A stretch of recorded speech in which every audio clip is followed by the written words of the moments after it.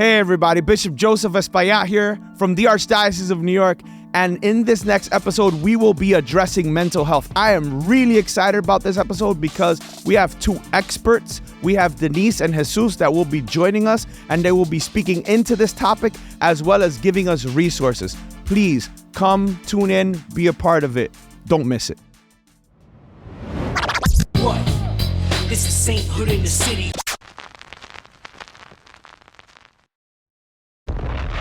Yeah, what's good, y'all? Welcome to the Sainthood in the City podcast. I'm talking. Representing the real. What it do? Hey, What up, it do, y'all? bruh? This is a special episode. Hey, yes, This is and we have a special boy, guest. boy. I know where you were going with that. Special mind. We got Nah, we what's got good? vertically challenged. Like, anyway. So, what's up, y'all? My name is Brandon Morrell, also known as the Symbol. I'm Dr. Alex Gote, Dr. G. And Bishop Joseph Espaillat of the Archdiocese of New York. And today we have two very special guests. Hey.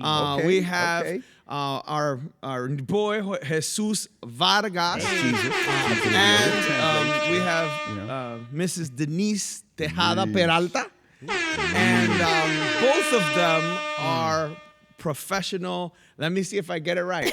LMHC. Yes. Right? Got it. All right. Licensed Licensed mental health clinicians. Okay. Right? Hey, there you go. So no, this is important because today's episode is on mental health, and mental health awareness. Yeah. And we could, sit up here and talk and do the episodes like we usually do. However, we decided that we wanted to bring in professionals. Right. Absolutely. And professionals that we can relate to. Absolutely. Meaning professionals Yeah. that understand our kids, our young people, where we're from, right? Oh, I got that. Is there something wrong? Nah, I was just Told wondering. you he needs special help. mind, bro. He needs help. Hold up, man. Hold up. All right. Y'all stop, man. I was turning around to see if he had the tight shirt on. Yo, so you think somebody's following you, bro? Is that what it is? Okay, so Bishop powers. I can personally speak to Denise. Denise is wonderful with her husband Ivan. Ivan is on the sound, by the way, so he's behind, the one making the sound happen for this. up. And Denise is actually one of my parishioners, so I'm like super blessed to have her. And not only does she do this professionally as a clinician, right? But she also ministers in the church and serves in Ministerio Juvenil, and sings at my parish. sings. She's We like could have left that out. all right, We could have left that part out. multi-talented, all right? Prove it. And so it's a blessing. She's obviously married with Ivan and mother of three beautiful Yeah. children. That's what's up. And so it's a pleasure to have you here. Yeah, that's Pleasure dope. to be here. Thank you. Yeah. Thank you for And being here. Jesus. And Jesus is my boy, man. Like, if y'all For don't know, real. like That's the this is homie, literally bro. like one of my best friends. Yeah, Like, you know what I'm saying? Like, Jesus is dope, bro. man, between doing ministry throughout the years, if y'all have ever seen even just like someone like go back some of the videos, playing music, playing guitar, playing from the worship stuff, if the real. encounter, man, I mean, we got mad Jesus is stories. dope. Yeah. A lot of like late night after retreats, Yeah, like for deep real. moments. Yeah. Also, like literally, like I said, one of my best friends. Like we started like just as guys getting together once a month, just people I could fellowship with, and we just kind of talk and Now he's be all professional. men, you know what I'm saying? Like, Yeah, exactly. Yeah. And some people on this couch going for doctorates right now. That's all I'm saying. Okay. So That's the goal. we're moving up and we Level up. leveling up. This season is about It's about leveling up. leveling up. Right, Yes. yeah. And so let's talk about mental health. Let's talk about how it was taboo years ago to speak about mental health. And actually getting professional counseling and medical attention even, and maybe the rift between the older generations and the younger generations. Because if we're honest, right, and you could speak to this, right? If we're for honest, real. right now there's a war between millennials and Gen Z. no, Boomers. not Gen Z. Boomers. The boomers, Oh, right? yeah, boomers. Yeah, right? yeah. Boomers and Gen Z. Yeah. And I don't know. I mean, it's like all of a sudden, why is there this tension between boomers and Gen Z? Now, they grew up in different times and many different things, but it's like millennials are really coming at the boomers, right? Yeah. And so like, why is it still taboo for older people to speak about these issues? Can you speak into that? Other minority communities still. Yes. Yeah. Regardless of the Absolutely. age. Yes. I think there's certainly been progress made, but in many communities, it's still very much a taboo, like it was long ago. But we certainly have made progress in that area. I totally agree. When I We're looking into that camera right there. This is my by the camera way. right Yeah. If you see red, that's it. Yeah, that's all it. right. The We red, didn't tell the them that red. before. Yeah. This is live and direct, Yeah, people. it's how we do it. It's how All we right? do. Well, yeah. How we So do. if you want to say It's all something to good. the camera, say it there. Yeah. All right. Gotcha. Got it. I'll keep all that in right. mind. Good. I hope. This is like, Mom. we're That's- still that's working what things she's out. Mom. All right. Hola, mami. Hello, ¿qué? Aquí estamos, tú sabes. Actually, We speaking. made it, ma. Yeah. Speaking of my mom, when I decided to become a therapist, I was talking to my parents about it. My mom was like, "Tú vas a hacer eso? ¿Cómo que tú vas a hacer eso? Eso es pa' loco." In other words, Yeah. that's for crazy people. Like, is that like, why are you gonna do that? You're gonna become crazy. You're crazy. And I go, Mom, trust me, we'll have this conversation again in a year or two from now, and your mind will change. And the other dope. day, I actually catch her talking to my aunt on the phone About it? Proud about her son. no, actually, yes, and No, that's called bragging. but also she's talking to my aunt who's struggling with some health stuff right now, and she asked my mom and my aunt, and she goes, ¿qué tú piensas si te buscamos un psicólogo? Porque eso no es para loco, eso es para gente que necesitan ayuda. And in other words, my mom told my aunt, what do you think about getting a therapist? It's not for crazy people. It's actually for people who need the help and could use to be able to talk to somebody.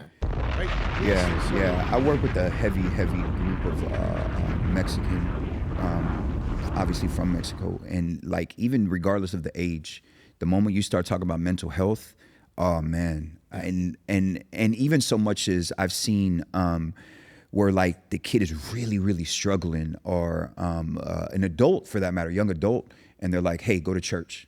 Come talk to us. And I literally am like, hey, look, I can only take them so far and so forth, and you'll never hear any of this again. Yeah, I mean, working in youth ministry, I know I've had kids. I'm thinking particularly of one girl. Yeah. And I even hit you up about it one time, where like she afterwards she sees that she was having anxiety attacks. Yeah. But her parents didn't believe her. Like They did not believe her. don't believe. You know what I'm saying? Like, I've seen this so much. Just stop It's being nervous. Crazy. Yeah. Stop being anxious. Or the Yeah. other one, just Calm pray down. about it. Yeah, just pray about it. just pray about Yeah, I've heard that quite a bit. Just pray about it. Yeah. And I want to make sure we start off with this is you are one Latino, of course, right? Yeah. Yes. The other part to that is you're also a believer, follower of Jesus, Catholic, faithful Catholic, and so forth. But you're also professionals. Right. You actually do this for a living, you know? You went to school for it and so forth. It is normal, and we need to make it more regular that you can do this. This is something that's needed, you know? right. Yes, and so in speaking about mental health awareness, it's easy, right? When you have a cold, right? Or like, you have Ponte Vicks. a stomach ache, or you have a headache. Yeah. You got to go to the doctor. But again, as you were saying, it's not as common to go to a psychologist or a psychiatrist. Now, if you get some type of trauma to the head, like in a motorcycle accident or a car accident, yes, okay, go see a neurologist. But I want to speak into that, right? Because if you get hit in the head, that's a trauma. But can there be other traumas that hit you in life where it affects you emotionally and mentally? That's good. Right. So can we define trauma? please speak to that. One, Yeah, and then two, That's after we good. define trauma, how do we deal with that trauma? Amen. Yeah, no, that's real. I think it's important to also, in order to help this taboo kind of start to go away even more, is really understanding, well, where are they coming from? I don't think it's a matter of blaming one or the other. It's more of understanding, well, why don't they believe in it? And in a lot of third world countries, psychologists, psychiatrists, anything mental health is associated with being in an insane asylum. Okay. So they Makes don't sense. really understand.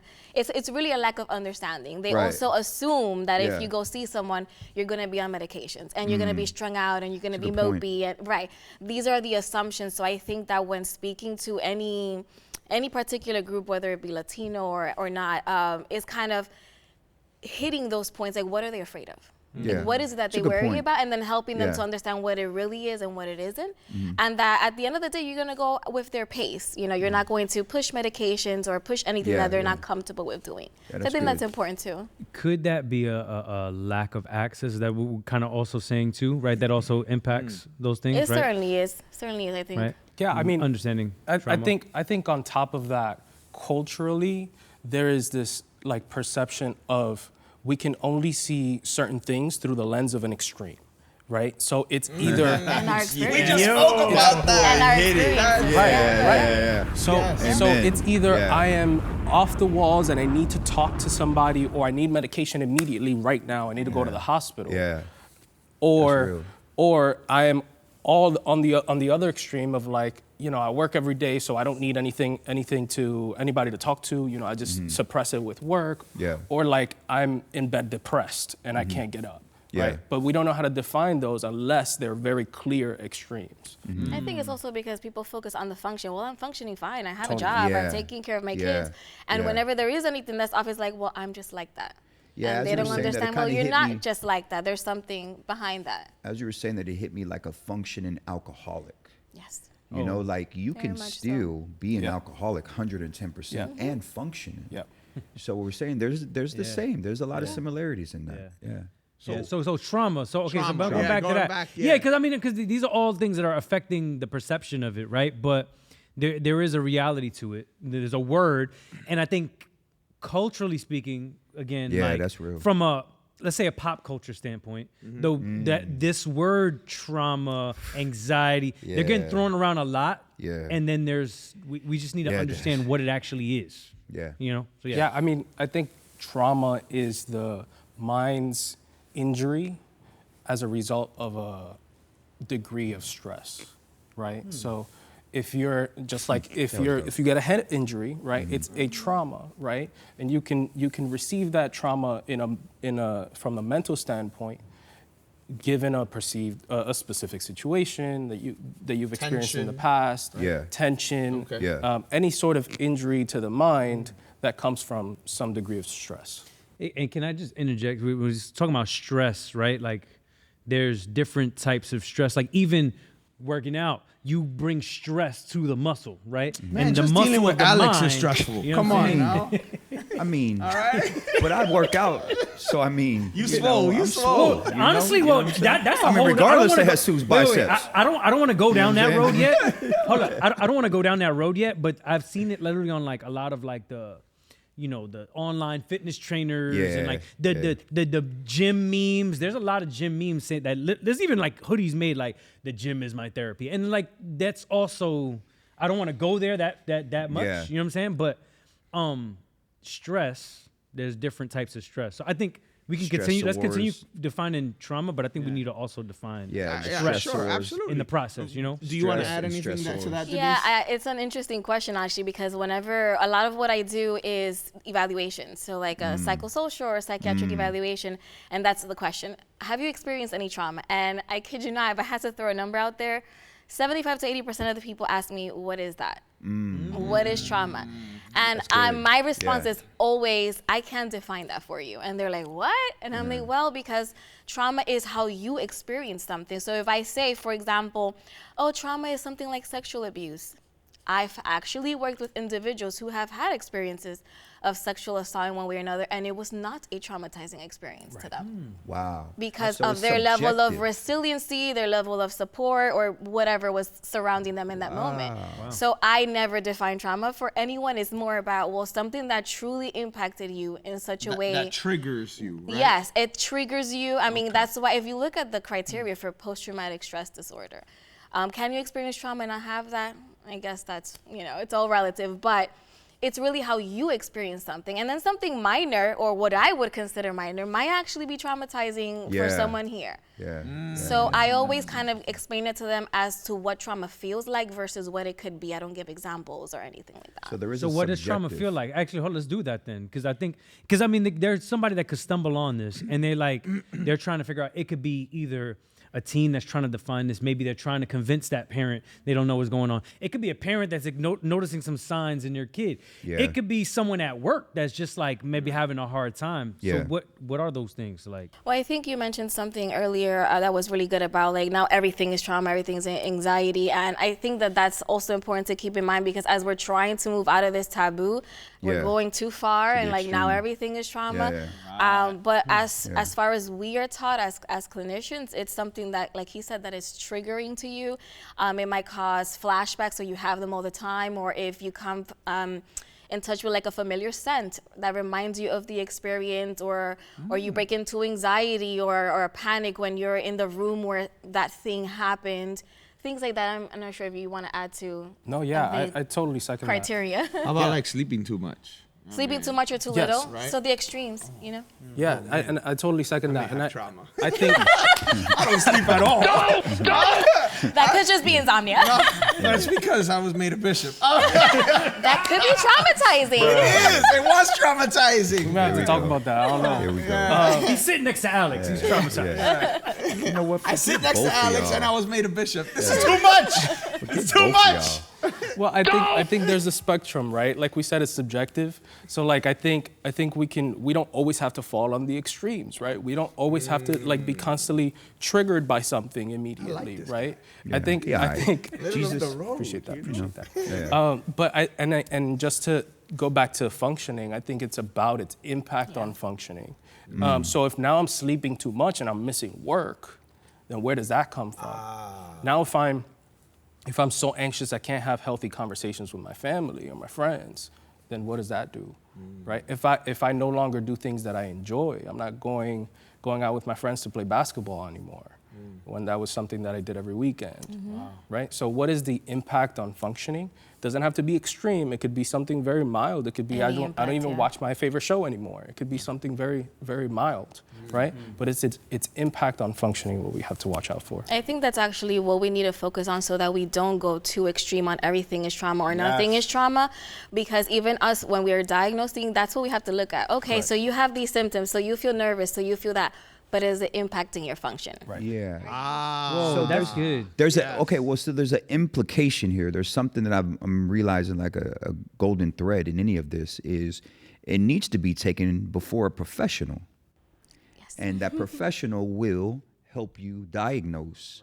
What it is that we're talking about here is the other extreme, in that there's a lot of self-diagnosing. Oh, yeah. You know? Absolutely. Wikipedia, WebMD. I seen that. What were you saying? My therapist, My therapist Yeah, said. you see, your therapist is on TikTok. Yeah. Just keep it a buck. Problem, Yeah. for real. No, we're joking around it, but that really is like Yeah. what's happening and so So forth. let's rewind back also. So stress. Let's go back to that for a minute, just because I don't want to lose Stress that. and stressors. Yeah, There's a Alright, difference. yeah. There is a Which are very difference. Yeah. different, yeah. Right? Yeah. Go ahead. Whichever one of y'all want to take it. I mean, yeah, just let's go back to that. Yeah. What are we going back to again? Stress. The Like, difference. let's talk about that a little bit. Stress and anxiety, right? I guess that. Honestly, if I'm 100% transparent, I don't think a lot of people even know what stress is. Because like I always go back to culture. Maybe because I work with so many minorities, but for example, I'm Dominican, right? My mom will never tell me that she's stressed out, but she's so stressed out, right? But in her culture, how she was brought up, like these are things you just have to do. You don't stop to feel or think or stress, and then that's where that taboo comes in. So, eso es para los locos, you know? And it's not that. So even stress is like, some people will say they're not, even though all the symptoms are there, right? Wow. They're irritable, they're fatigued, Yeah, they're you're yelling at explosive, everybody. impulsive, all Yeah. of those things. Tense. That's stress. All the tension in their muscles is insane. They have stiff backs, all these things. I'm not stressed, because to them this is just life. Well, could it be also because the right before that you were talking about describing the feelings, and so like I'm in therapy now. One of the things that's been helping a lot is there's a lot of stuff I just don't have language for that feeling. Yeah. Like I don't even know how to say that. I'm Hence- feeling this. Hence, you need the professional to sit in front of them and talk Which to I go them. back to culture on that. We just, a lot of our cultures don't express feelings or even affection. Like, it's not a thing we do. So I can't talk about what I feel. I Yeah. just know I feel weird. Yeah. And something's not right. Yeah. Just to piggyback off of that, I think I want to speak to like immigrant culture. Yeah, that's what I was referring to Because earlier. I That's think good. like I work with a lot of young adults and teens that come to me and they go, well, if I bring this up to my mom, she's not going to understand me. Yep. She's not going to even be receptive to what I'm saying in the first place. All the time. But I think one of the things that's important about children who have immigrant parents is the word survival. And the reason I bring that word up is because let's think about what our parents had to endure to get to this country, to survive, to put food on the table, to make sure they're paying rent every week, right? Every month, right? And like just to survive, right? And so it wasn't, the last thing on my mind is how anxious or nervous I am throughout the week. The first thing on my mind is how I'm gonna feed my child. Okay, so right? kind of let's take that because I don't want to exclude anybody. Sure. What you're talking about is taking into account your parent and how their perspective and how it is that they've came up per se, grown up, so forth. The reason why I'm saying that is as soon as you said minority community, I was like, right, 100%. Then my mind works too because I work with both, and my mind went to a few Anglo, very affluent. But as you're saying this, I'm like, wait, hold on. Actually, I've had this conversation with them a bunch of times. I'm like, yo, my man, you need counseling. And literally the response is literally the same as it was like some of our moms. Like, no, you don't. You're not crazy, blah, blah, blah. I have had these conversations even with our Anglo brothers and sisters. So, but then when I start to talk to them, I'm like, hey, so how did your mom and tell me, and you find out that their parents struggled coming up, like it's like real, and they like got to that place so that their kids, so therefore their expectations are this is how I dealt with it, therefore you have to deal with it that way. Could that have to do with, so this could be both, right? Where it's whether it's a more well-off community or one that's struggling, one that's an immigrant or whatever. Right. There's this mentality, whether I'm gonna just say America, but let's just say modern culture, whatever, right? This like I gotta grind, I have to Facts. work, I have to like. Well, and hustle culture. Hustle culture. That's probably the better way of saying it. Yeah. So to the point that stress is a luxury. So so say that, like dive into that, because that's really what we're talking about. Again, so let's take a step back. What we're talking about is from the teen, young adult, whatever it may be, the older person, whatever it may be. My mind is blown right now. Yeah, the other person, the parent, they've gone through things again. So therefore, I went through this. Therefore, your struggle should be the same. I didn't use a health professional. Why the heck should blah blah blah blah? Right. You see what I'm saying? Right. But I want you to like keep going with that because like you hit a nerve with all of us. Yeah. I think for many individuals, it is a luxury because it's kind of like I don't have the luxury to stop and feel because I need to do this for my kids. I need to make money because I'm facing homelessness. Like there's so many social, there's so many social issues that we face that it literally becomes a luxury to stress out about it because you don't have the time or the space, even the mental space. And so right there, then, can we blame parents? I never. That's literally what I was getting at. Yeah. Are stressed out. That's what I was getting at. They're already Yeah. stressed out. They don't realize they're stressed out. Their kids are stressed out, but they don't have time to worry about That was the reason why I stress. kept trying to say the parents, like we got to take them into consideration, right? Because what is the Christian, let's just back up. What is the basic Christian message? God stepping into man and feeling and understanding, like as if he already does. Of course, he didn't have to, but he did that as an example for us to redeem us. So therefore, as children, as professionals, sometimes we have to do that. We have to, okay, so yes, the immigrant, they're busting their butt. Of course they're gonna respond that way. Or my dad is, a lawyer taking on, and this is how he came up. This is what he knows. This is what saved, quote unquote, saved us from poverty. Therefore, I have to give them that grace. You see? Yeah, I mean, what's coming to mind is, and just to Christianize again. So I learned this recently. Remember we were talking about this like a couple days ago. That word when Jesus goes by himself, right? He goes to the went off lonely to a place, place right? Yes. The Greek word eremos, Eremos, right? that's it. Is Yeah, and yeah. just I was learning and looking at that entire thing, and Shout out to John Keith. Could it also be said like we need time, just as human beings, Yeah. to do that and process, Amen. The And world that's around something us. that our culture doesn't let us do. Yeah. Right. I mean, right. Because that's the American mentality. The American mentality is always do, work, right? Do. And we don't take the step back, right? And God rested on the seventh day. Yeah. We forget that. Do we rest? Right, and then God. Christ says, when you real. pray, go into your inner room, right? What does that even? What does that look like? Right now. Right. So what does that look like? What does your inner room look like? First of all, right? Because How about if you don't even have an inner room? exactly, What right? is that? How do you even know? Most Like, people what would even is say. that, right? Yeah. Going back to What even is language, that? what you were Yeah. saying before is our parents don't have that language. So how can they even express that, right? But even on the inner room side, right? It's like, what does your inner room look like? Does it look like? Do you have that one chair where you just throw a bunch of clothes on it? Do you have that closet that's just packed with stuff that you just stuff in there so Yeah, your room that's looks real. clean? How much stuff is under the rug, right? So how much stuff has been avoided? Have you thrown in there? And then we go, well, I need to turn to God, but it's not that. And by the way, like, it's not that God can't speak in your inner room if it's a mess, because He can. Amen. He can do all things. Absolutely. Like that. But I you like can't that. listen Yeah. if it's messy. Keep going. Right? And talking about cauliflower. Yeah, you can't listen, bro. What'd he say? What'd he say? No shame. What'd he bro. say? No shame. Exhibit See, A. I'm experiencing stress right now. I'm getting traumatized. You know what I'm saying? I'm getting traumatized. You feel me? Yeah. I'll give you my business card. This guy. But yeah, I mean, I think oftentimes we say, well, we need to turn to God, right? Our parents will say things like, well, just pray about it, right? Let me take you to the youth group, right? But if I don't have that that initiative, if I'm not able to take that initiative and work on the things that I'm struggling with, right, and like clear up some space so that I can listen, then how do I expect that dialogue to even happen, right? When you pray, go into your inner room. Jesus talks about anxiety all over the Bible. I mean, but people don't know how to pray.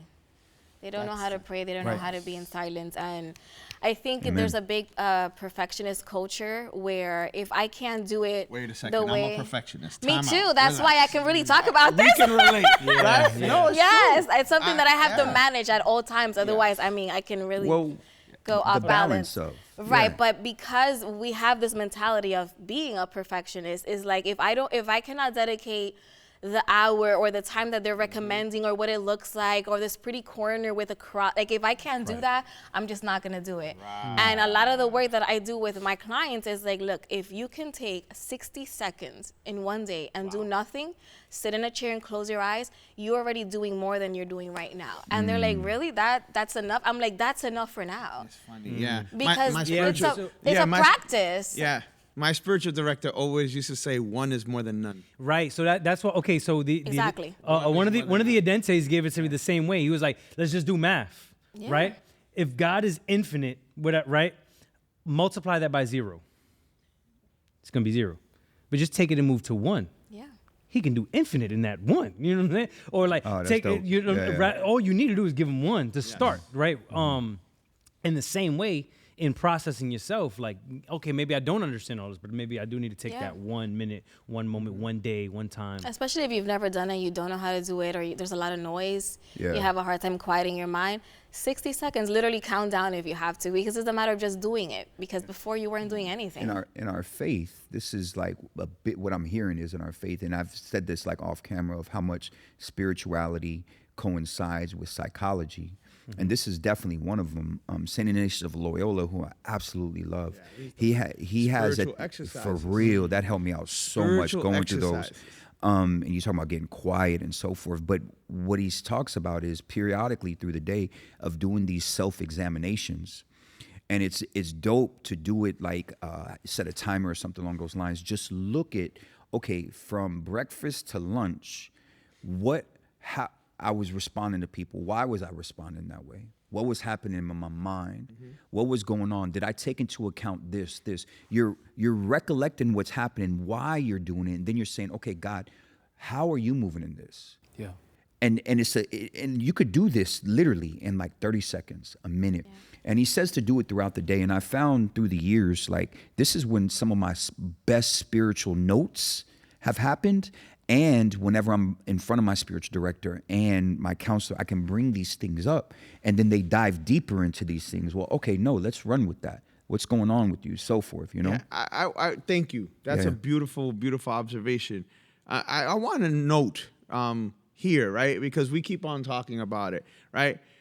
I have a spiritual director. Amen. And my spiritual director is a psychologist. You lucky. And he's a priest. He got 2 and 1. One in a million. Yeah, he got 2 and 1. My spiritual director is the man. He's the one who's kept me together. Seriously. And I'm not trying to brag about it. But I mean, it was a low-key flex. You It can was a totally low-key brag flex. about that. I mean, it's real. I ain't flexing like Jesus' arms, but Like his T-shirt. You know what I'm saying? Like, help me. We family, people. But what I want to say is that I am not ashamed. And Denise, please catch me if I'm wrong, I'm lying. How many times do I say in homilies, I spoke to my spiritual director. Yes. My spiritual director said, you know, he's a psychologist. So I, as a priest, as a bishop, I'm not afraid to say I see a psychologist. Amen. And a spiritual director. I wish we would make that more norm. And man. You know what? Thank you, Alex, because that's where I was going. I think we're doing a piss poor job as church in speaking about spiritual direction and counseling. Right. Yeah. We're doing a very poor job of both. But it's also because, guess what? Nemo dat quod non habet. I cannot give what I do not have. And if you're not seeking counseling, and worse, and brother priest, I know none of y'all are gonna be watching this, but I'm gonna shout you out anyway. Okay, if you don't have a spiritual director, you are not helping. At all. Nah, I'm gonna even need a spiritual. And I'm gonna tell you how much he believes in this. I know, and we didn't even know each other at that time. When you were head of the Office of Youth Ministry, you made it to where you told everybody you need to go to spiritual direction if you're going to work I would here. tell all the ministers. I remember hearing that years ago, and I was like, that's so real. He still does that. And MJ and Ministerio Juvenil, I tell them, if you don't have a spiritual director, bro, guess you what? missing it. You know? And I do that in my department. When anybody who's working under me, I'm like, you need to go. I'm letting you know, go. So that's where I wanted to go. Like, so Brandon, I've you been have a spiritual director. I know this because you're my boy, and you have a counselor. Right. So you have both. Jesus and therapy. And I'll say this. So it's and this is the way it's worked in my life. People come to different realizations at different times. Absolutely. So I've had a spiritual director, you know, pretty consistent. COVID kind of threw that off a little bit at a point, but understandably pretty so, consistently for the past 12, 13 years, you know. And it's only been a couple months that I've been in therapy, but it's been the past like year and a half. I was like, wait, there's something just on a natural level that I need to address. That's because for me, you know what I'm saying? My spiritual direction isn't, you know, a counselor, isn't any of those kind of things. And I was like, I need someone with that expertise. You know, I need someone with that expertise to speak into this part of it. And so, no, that's real. And having a parishioner like Denise and her family, right? But it's so good. I mean, because guys, I mean, as a priest, a bishop, I can't tell you how many times I've told Denise, hey, could I see you real quick? Yeah. Got a question. You know, and then I say, tell me if I'm wrong. You know, like, or guide me. And she's like, no, you're on. In the middle of a homily sometimes. I'm like, Denise, is this right? And she's like, Denise, to shock him one time, you need to say no. And then just sit back down. Actually, she's done it. since you, She's for done real? it. She's like, what? Like if I'm off, She's nice about it. She'll go like this to me. I try. No, but yeah, like.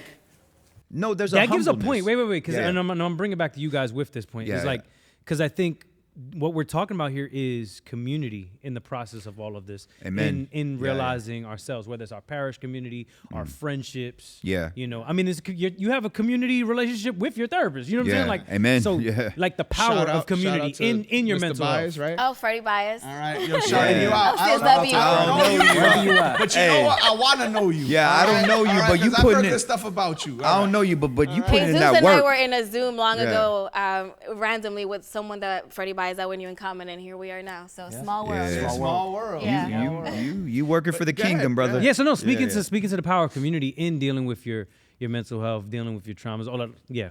Yeah, I mean, one of the first things upon intake that we ask is, what do your support systems look like? Right? That's so powerful. Who are the bro. people that you connect with the Yeah. most? Thank How you for often are bringing you that up. having those For conversations? real, How do they man. support you? And just real quick, right on that topic, I mean, a lot of people's community is within our church, right? And let's think about us as laity and also as religious. Think about and people doing ministry, right? We've all served in different forms in ministry here. If we all have that connection with our own mental health, think about how compassionate, how genuine, Amen. how Understanding. consistent, how understanding we can be with other people, and as a result, more Christ-like. Yeah.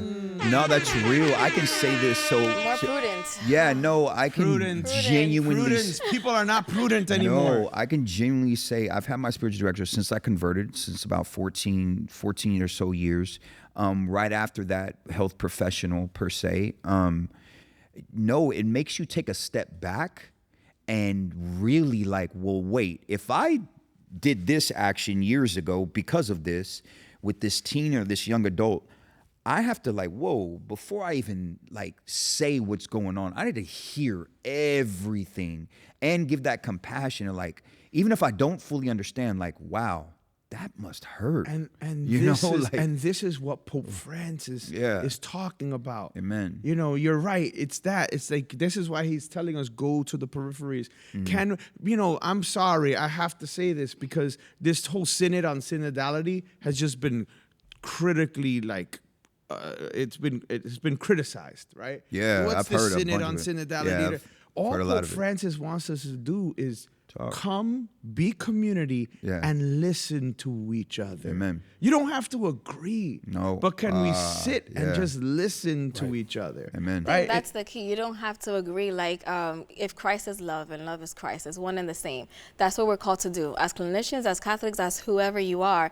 And I get a lot of Catholic therapists ask me how I work with certain populations or people from other religions. I'm like, I'm not there to agree with their personal by lifestyle far. choices. Yeah. I'm there to walk with them, Yeah. to hear I'm there them, to be so they, Jesus. right? So they can feel seen Yeah. and heard and loved. Yeah. That's what I'm there for. Yeah. And so can you continue Keep going speaking with that. Yeah, into keep going with that. continue- There's more there. That's why I'm keep going. No. Yeah. Can you continue to speak into that? Because I remember when I was a young priest and I had hair. Pause. All right, stop. Stop. Go! All right. Okay. It's because I know said you, it. Alex. Yeah, All you right. said- you know how I'm like, So I just want to keep remember- going with that. I remember when I was a young priest, there was a Jewish doctor, okay? And I remember his name, Dr. Milstein, and he worked at City College, and he helped out and did all these things. And he came to me one day, he says, can I work with you? I want to work with you about mental health, illness, et cetera, et cetera. And I said to him, you're a Jewish doctor. Why are you coming to me? And he said to me, Father, because we need you and we need the community. Because once I deal with the people in the clinic, in the office, he goes, where do I send them to?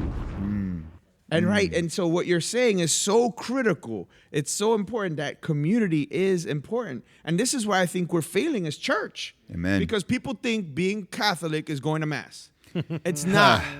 There's more to church.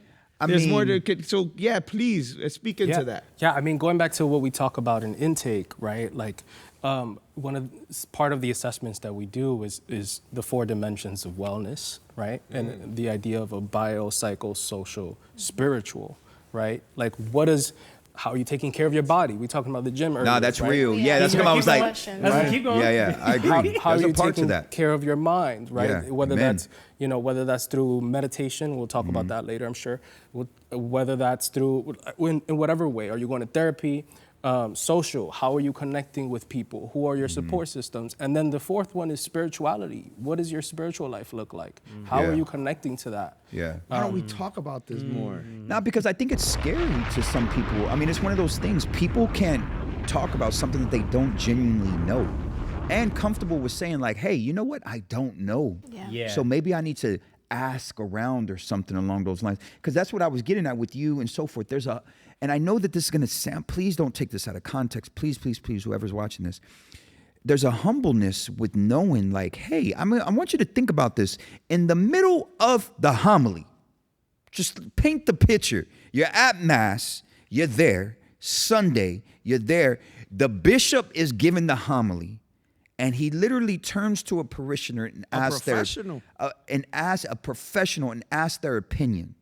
There is a humbleness that comes with that when going with spiritual direction, to go into mental health professional, and you see this in the different, in the example that I was just getting at, is that there has to be a sense of like, hey, I'm comfortable with not knowing everything. Amen. Therefore, Absolutely. I mean, the beginning of wisdom is not knowing. Okay, obviously fear of the Lord. But Can I give a word to that? Vulnerability. You need to be vulnerable enough. Right? That's what And people humble are enough. avoiding that. That's what I'm saying. That's why people avoid it. That's so not American. Y'all hearing this? Yeah. And that's so not Latino. Yeah. Yeah. Well, It's not American and it's not Latino. Yeah. But it is Catholic. It's 100%. Yeah, no. So yeah. No, I'm glad you did that. It's very Christian. Yeah. Yeah. Let me put it Very together. Christian. It's Catholic Christian. Right. It's very Christian. About 90% of my clients are black and brown people. Yeah. And one of the conversations I have pretty often, almost with all my clients, is the vulnerability conversation. Yeah. But let's zoom out even further, right?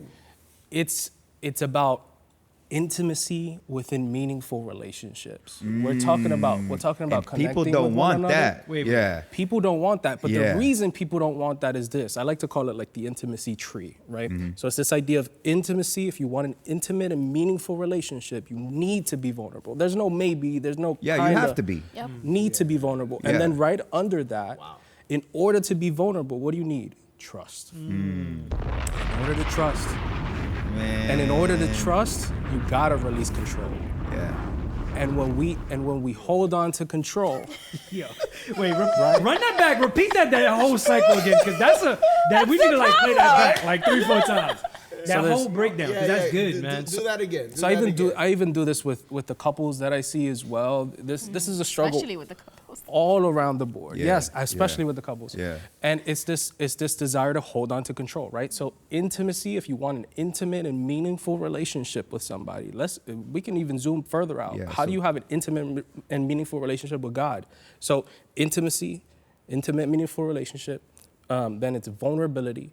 And then not it's vulnerable on TikTok. Go ahead. Not Keep going. vulnerable on I TikTok. just want to. We got to keep it a buck. Gotta keep it a buck. Yeah. Which is insane because we are vulnerable there, but not with actual relationships. That's the facts. We Yeah. gotta speak Wait, into wait, it. wait, I'm wait, making wait, wait, freezes. wait. Yeah. I'm mean, just saying, It's right or false wrong. vulnerability. It's Exactly. actually false vulnerability. It's more of Yes, along the exactly. lines Yeah. of like when you really stop You know and we think speaking about the what's truth going on this on. podcast. Nah. You're really just like, hey, watch me. I want more likes. So forth. Stop. Yeah, Like it's that. actually feeding your ego. That's Yeah, what it really you're is. actually That's what I was playing getting. vulnerable. Yeah, that's a way of saying Well, it. it's Yeah. because we all desire intimacy. Absolutely. We want it. We all desperately desire intimacy. We're made for that. Amen. Right? We're made for that. I mean, think about the desire for control that we were tempted to have, even back to Genesis. Yeah, I was literally, my mind was like, Me too. Yeah. I went straight to Let's Genesis. go back to Yeah. Genesis. You Yeah. will be like God, right? Desire is for what? control, Yeah. right?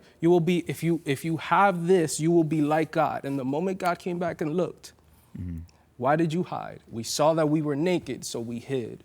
I take this control, right? And so I felt vulnerable, the nakedness is the Right? vulnerability. right? Yeah. I felt vulnerable, and so I hid, right? And can we add one more? Yeah. And then Christ gets completely vulnerable. Completely.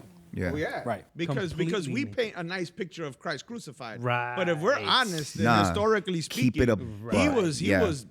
completely just naked on that cross. Yeah. Right. Right. On the You know, cross. Yeah, I mean, yeah. he And he then- bore it all. Yeah. Perfect literally. example of Yeah. love, right? And so how do we connect with our Creator? And then just we 1 minute. You need to pray with that. Yeah. Because I want to jump on. I need a second. So I want to jump on. We're made for intimacy. Being made in God's image is, we were like God, but God is a Trinity. He's a perfect being who is intimate within the persons. Therefore, they're given fully in each other, perfect love. And this is what it is that we're desiring, the other. Yes. Now, there has to be a bond bigger than itself because we're faulty creatures. Yes. This is one of the reasons why there has to be a sense of authentic, genuine Christian community. Because if you stop and think about it, community is supposed to be, I want to make sure I get this, community is supposed to be the answer. I want to make sure I say, is the answer to what it is, to all the culture and all the I need this, I need this. Our communities should be the place where you can feel vulnerable and safe. Safe is big. Is safe. Our churches should be safe. It should be the biggest flex. I want to make sure the biggest flex to this culture's want of intimacy. We should be the examples. And we're not. A man should be able to come in with other and just be like, yo, and no judgment. None of that, we get that in reconciliation, but again, that is with our Father in heaven. And again, it goes up and out the cross. So we need other people. We're made for community. Can we put that intimacy. into there? So hold on, wait. So again, you want intimate, meaningful relationships, right? In order to do that, you need to be vulnerable. In order to be vulnerable, there has to be trust, right? And there needs to be safety so that you can trust and so on and so forth, right? It's kind of like there's you know levels to it. There's levels to it, which is why it is hard. And this is why, yes, you're right. And we're on the same page. This is why it's so difficult today.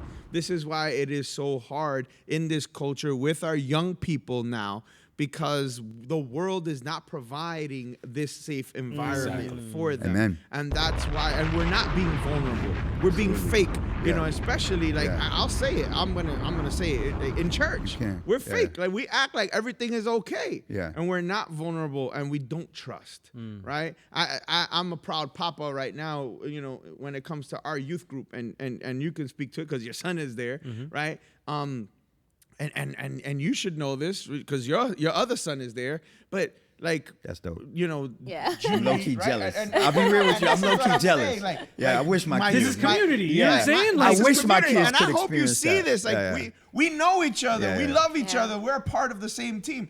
And Julie Marie, who's our youth minister at our parish, right? She told me this, and she said it kind of quick, and I had to stop her. And she's like, when kids are coming in, and they're checking in at the door, we collect cell phones. And I know that a lot of people are like, oh, that's not right. That's this and that. But you got to develop the trust. Hey, I got to earn that. You got to earn that. Yeah. Right. And so our youth group is at such a level that kids are now giving their second cell phones. And not only are they giving their second cell phones, because they have up to 3 cell phones, some of these kids. And their blood. And they're giving mace. Okay. They're given things that that usually for protection and that hides blades, that and I'm saying this as a bishop, as a pastor, blades, mace, they're giving them in at the door willingly. Willingly. And she was like, and I stopped her and I said, do you realize what you're saying? And she's like, the kids don't feel safe on the streets. Right. They don't feel safe. So they feel safe there. But they feel safe. That's there. Fire, bro. You see what you're That's getting at? crazy. You see what I'm saying? Bro, low key jealous. Just be real. It really is an awesome community. It's not just, I feel like it's so much more than a youth group. I mean, like I said, my son is in it and your son as well. I'll be honest with you. You can probably edit this out. Whenever I go speak to y'all's group, I'm always going off on the kids. I'm like, y'all don't realize how lucky y'all are.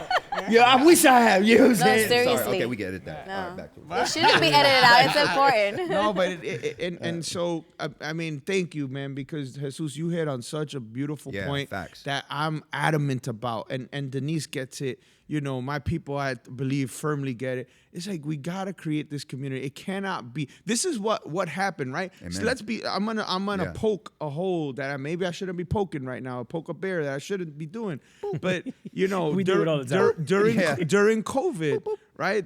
This is why we failed as church. Amen. That intimacy, Because right? how many of us called our parishioners and checked in on them? Bro, what we do in the church, and I could say this, what we do in the church, we mistake people with relationships just because they're there. Yes. We think a full church is a live church. And it's not. Nah, and I like how you said it. Catholic, you said earlier, what we do reduce our faith to is going to mass. Now I want to make sure to go to mass, beautiful. I love mass. The sacraments are essential, Yeah, 100%. no doubt. But I want you to let's use this logic for a second. You're saying if you go to this place, you're there, you become it. Okay, what if, just hypothetically using that logic, you went and sat in your car garage for 3 years? Would you become a car? Absolutely not. You'd be a weirdo. I've tried it. No, I was playing. I was like, man, watch out. I'm sure watch you out, watch out. I was joking. Half joking. No, I was playing. Okay. Just a little bit. But no, it's horrible logic, but that's what we do.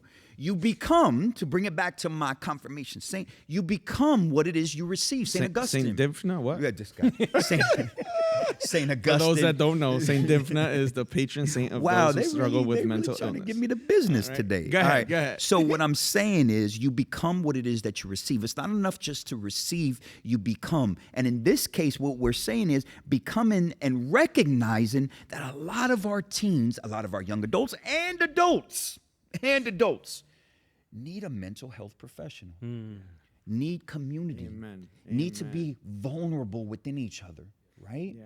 And I've heard this years ago that they were saying some of the most sane people are Catholics who are participating and living their faith, because what it implies is, one, you have reconciliation, so you're getting that stuff out. Two, you also have a community that you can depend on and be vulnerable to, you know? So the reason why I'm saying that is that's the point of all of this. So yeah, and I want to bring back specifically to the topic. So we've hit a bunch of things. So like, if we're in, what are those like main points you would say, right? Obviously, like, okay, someone comes in, you know, they want to see a therapist. You talked a little bit about some of the intake process, right? You can talk about like stress and trauma. What are some like other like main things? You know, because I know we can't get to everything, but if there's like another like main thing y'all would say. I would say the biological, because there are a lot of underlying medical concerns that they really either trigger or align with mental illnesses. So like diabetes, for example, those with diabetes, not that they're going to get depression, but they are more prone to have depressive episodes, anxiety. Same with fibromyalgia, also aligns with depression and anxiety. So there's a lot of medical conditions that either because of what is endured with them, they either trigger or can cause mental health disorders. Yeah. Right. So I think that's not talked about a lot in church or anywhere. Agreed. I'll speak on how to heal that as well, right? Because how much are you on top of your physical health, right? I'm glad you said it. You know, we were talking about faith and fitness before. Yeah, and like, He said physical health, not rolling, bro. Man. All right, just continue. Hey man, I please. can't help it if my physical health, I'm trying to choke people. All right? In the Christian way, Brazilian most Christian jiu-jitsu, way, don't take that out of context. All right, go ahead. No, I mean, I think you know, there are literal hormones that get released in your brain when you are taking care of your body. Absolutely. Right? That's why exercise is so important. That's why eating healthy is important. Amen. That's why taking care of your temple is so important, because it is part of those dimensions of wellness, right? Biopsychosocial, spiritual. Yes, indeed. Man, this is, I don't know about you, this has been a great episode. This is, wow, we got And more this than we just- bargained yeah, this for. just skimming This the is tip of the surface. iceberg, right? Skimming the Still, thank you. surface, you know. So that being said, we didn't address, right? Like, if there's a father, a mother, and they're stressed out, right? And their child is stressed out, and they need maybe some type of counseling, but the parent is opposed to the child receiving counseling. Me, for example, as a church leader, you know, youth ministers, how do we speak to that parent, or how do we address that parent and say, hey, maybe we can get this person counseling? I know I've done it, and now again I have the luxury of having the niece, but How would you approach that from an outside perspective? Well, I would say create a space, right? I think there needs to be a conversation because so much of mental health is subjective, and it just so much depends on the particular situation, right? And I think that oftentimes our homes themselves are places where kids, youth in general, feel like they can't be vulnerable, right? So how can you create a space in your home to be able to at least have that conversation, and have your child be open with you and you be open with your child? I think that's step one. Yeah. And then from there, then we talk resources. Then we talk. Well, what phone calls can we make? Who can we talk to? Who do you trust in the family? Like, why don't we start there, right? And so that's deep. one is better than zero, like we were talking about before. Yeah. I think for me, sometimes as clinicians, we can get so in our heads because we're educated that we talk over people. Yeah. And I think for me, it's just real simple. Like, okay, what are you afraid of? You know, and just really get into a conversation. Like, what do you fear? And validate their fears. I mean, they are valid. They might have had really terrible experiences with prior clinicians or someone in their family. So there's a reason why they're against it. That's good. It could be a lack of understanding, but it could be something that they've experienced that was real. negative, right? Yeah. And so I just ask questions. good. Like, I'm not afraid of saying, like, well, what's going on? How can I help you? And if I've done everything to try to, like, sort of ease their worries and concerns, and that's still, like, there's still a hesitation, I'll say, okay, well, who do you trust? Is there a priest, a pastor, or, you know, someone who is very wise in the family, like he said, that you feel comfortable? Like, start somewhere. But I ask. I've been pretty successful. I don't think I've ever had a parent after we've had the conversation that they're like, oh, no. Because it's just... And I can attest to that. Yeah, I can let's just attest ask, to that. what are you afraid of? Is it medications? Oh, I don't want them to get... I'm like, don't worry about that, you know? So just answer their fears. Listen to them. Yeah. Now, you touched the point. You're right on the money. Is there an over-medication of our children today? Yes. Agreed, yes. Yes. I mean, that's obvious. Yeah. Not that obvious, because there are people that kind of take it as a badge of honor. Can we say this is also an over-medication of our society? Like, you know, Amen to like... In general, not just I children. mean, we're in Amen to New that York. one. All right, now Yeah. I'm gonna just speak to it because reality with things like marijuana being legal and all these little shops opening up. Yeah. We over-medicate ourselves. Alcohol. Drugs, Drugs. food, Yeah. blue light off the screen. I was gonna say screens. Yeah. That's what we're Yeah. over in all these different ways rather than dealing the root of the issues where like we keep treating the symptoms, you know? Very good. So yeah. I think that's actually a major problem, that we are just treating symptoms. We're not trying to get to the bottom of what's going on. But that's a whole long conversation because it goes into insurances. They don't want to pay more than 6 sessions. How much can I get into there, you know? Yeah. Which just so it, you know, one thing feeds off another. But I'm not against medications. I want to be clear. I am not against medications when they are needed. But I don't think they are, especially if the parent is afraid. What's the big deal of waiting? You know, like, treat them with psychotherapy for a couple of sessions and then see where there's progress, where there isn't. So I think it's also working and not pushing your own agenda as a clinician Yeah, on that's the, real. even if you know they're gonna need it, because I know there's clients I've had and I'm like, we're gonna end in the road of medications. We're gonna end there. Now, when we get there, it's completely up to the client. Right. No, but I like that, Denise, because I can attest to that, you know, like and that's what we're trying to do in this podcast. Like, let the people come to their own conclusion. Yeah, absolutely. Of their own acceptance, right? Yeah. Free will in that sense. Yeah. No, that's respecting profound. that. And respecting that. Yeah, And it's more sure. powerful whenever they decide on their own, Right. when somebody comes to their own conclusion. I think that even goes to the whole nature of what catechesis, I feel, should be. And I would love to keep this conversation going. And we're gonna have to be back. That's all. Sorry, we're just gonna have to for do real. this. I mean, I because said that we when just we were grazed the starting. tip of the iceberg. And if this helps as a resource for whoever you Yeah. are, if you are a pastor, if you are a youth minister, if you're a parent, if you're a child, Reach and this out. can help start the conversation with the people Yes, around that's you. what we want. Use this as a resource. Correct. Yeah. And if y'all In churches, in youth groups, in Yeah. schools, you know, this may be a good way to open up a conversation about mental health and mental health awareness. And that being said, final words up from the both of you and resources. And any advice to anybody out there who's listening to us right now, one, and then two, what resources would you recommend? And we're going to put at the end of the actual session, we'll have something up. Justo will take care of that. He's the man. Shout out to Justo. Yeah. All right. And they'll put up the resource list, pages, etc. So I think the two resources I can think of is one, the Parish Counseling Network with the Archdiocese of New York. It's through Catholic Charities.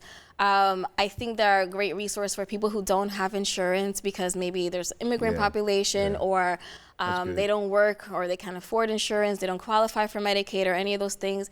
So that's a great resource. And lastly, stop looking for a Catholic therapist. I'm glad you. I say that because the psychology we study is the same. It's the same. We go to school and we study the same. They're professionals. Right, but a good therapist will be spiritually informed and will respect your values and what your culture. Amen. So you just need a good therapist, right? Because there are Catholic therapists I would not recommend you to, even though they're Catholic. And so you just need a good therapist that is properly trained, that is spiritually informed, culturally competent. That's what matters. Because I've worked with individuals that little statement from other religions, and it's not about me or my personal belief system. It's about me being there for them. Yeah. And not everybody who says they're professionals are professionals, Yes. right? Yeah. So Even on TikTok? Yes, even on TikTok. There are professionals on TikTok, Yeah, right? I'm on absolutely. Instagram, but like it doesn't mean Is it where you doesn't shameless mean- Shout out to plug? the gram. It's Shout out at to biceps. the gram. Yeah. it doesn't but it doesn't Biceps mean Romeo Santos.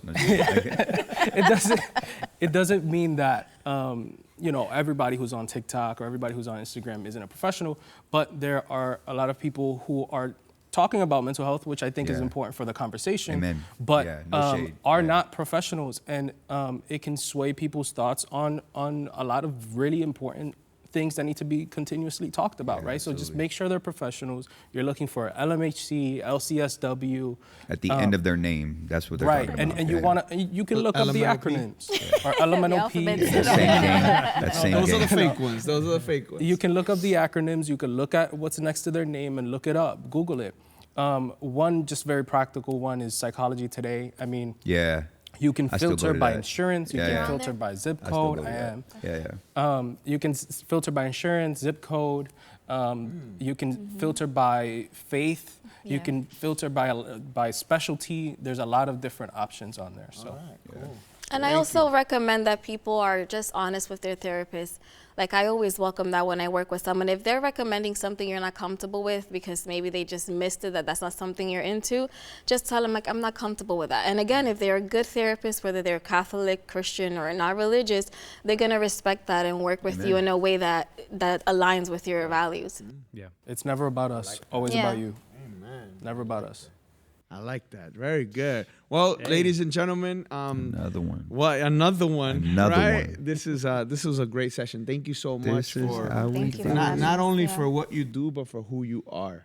Amen. We appreciate Yeah, for real. you. It's dope. And if we could ever help out a Sainthood in the city, definitely.